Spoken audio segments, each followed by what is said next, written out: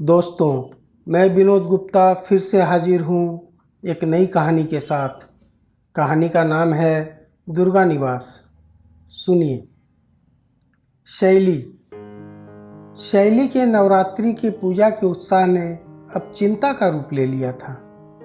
नवरात्रि पूजा के 8 दिन तो बड़े ही भक्ति भाव से माता की पूजा अर्चना करते, बड़े चाव से विभिन्न प्रकार के व्यंजनों के भोग लगाते आनंद मंगल से बीते थे।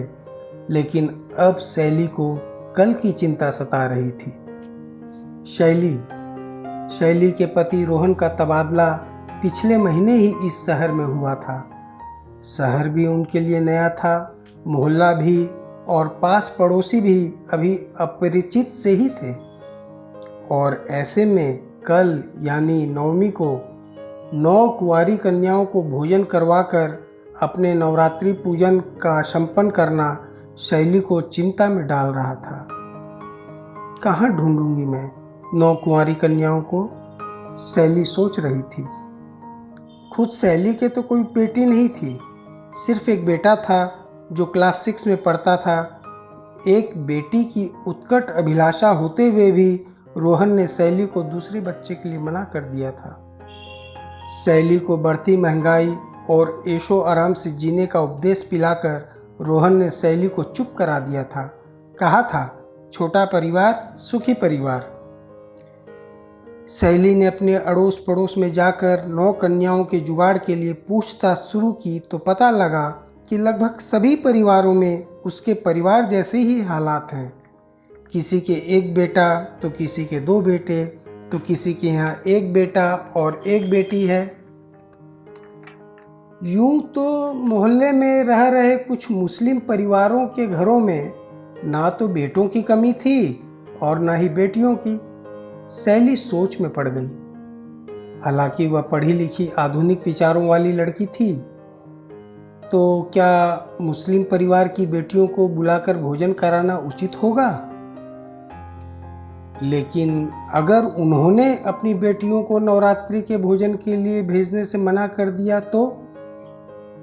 अपने ऐसे ही विचारों में डूबी शैली को पता ही नहीं चला कि चलते चलते वह अपने घर से काफ़ी दूर और मोहल्ले के अंतिम मकान तक आ गई है। किसे ढूंढ रही हो बेटी? आवाज़ सुनकर चौंकी शैली। देखा शैली ने, उस घर के दरवाजे पर खड़ी एक अधेड़ वृद्ध सी महिला उसे ही पूछ रही है। शैली ने गौर से उस पर पूछने वाली अधेड़ सी महिला को देखा, जो लाल पाड़ वाली सफ़ेद साड़ी में अच्छी लग रही थी। उस अनजान महिला को अपनी समस्या बताने में शैली को संकोच तो हुआ, परंतु झिझकते झिझकते उसने अपनी 9 कन्याओं को ढूंढने वाली बात उस महिला को बता ही दी। पूरी बात सुनकर उस महिला के चेहरे पर मुस्कान सी आई और उसने मुस्कुराते हुए शैली से पूछा, बस 9? बेटी 9 तो क्या, 10, 11, तुम्हें 15 कन्याएं भी मिल सकती हैं। शैली को तो जैसे विश्वास ही नहीं हुआ। उसने पहले खुद को चिकोटी काटी और फिर कहा, क्या सच में? कहाँ? खुशी और आश्चर्य से इतना ही बोल पाई थी शैली। अरे और कहाँ, मेरे घर में, तुम अंदर तो आओ।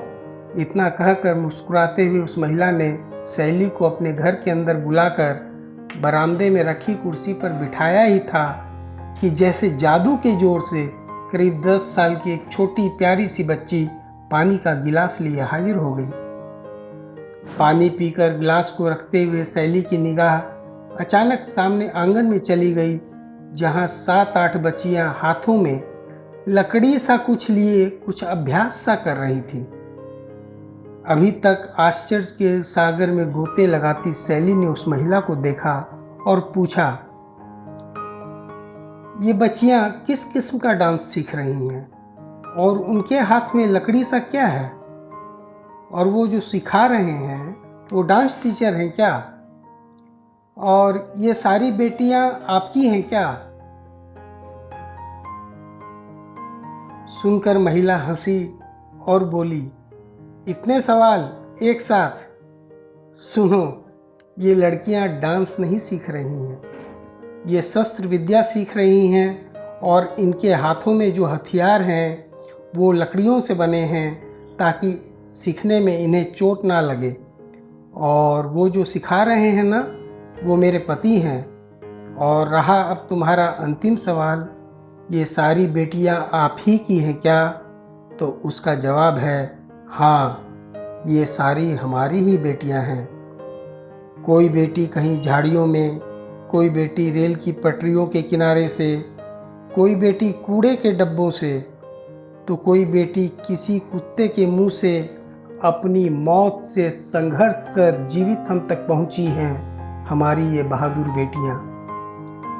मैं और मेरे पति जिस किसी नवजात बच्ची को यूं कहीं लावारिस फेंका हुआ पाते हैं, हम पति पत्नी उसको लाकर अपनी बेटी मानकर उसकी परवरिश करते हैं, और यही हमारा संसार है। सैली को तो लग रहा था जैसे वो कोई सपना देख रही हो। सैली ने उस महिला का हाथ अपने हाथों में लेकर रूंधे से गले से कहा, क्या कल आप अपनी 9 बेटियों, नहीं 9 नहीं, अपनी सारी बेटियों के साथ आप खुद भी आकर मेरे यहाँ भोजन कर मेरी नवरात्रि पूजा को संपन्न करेंगी? माँ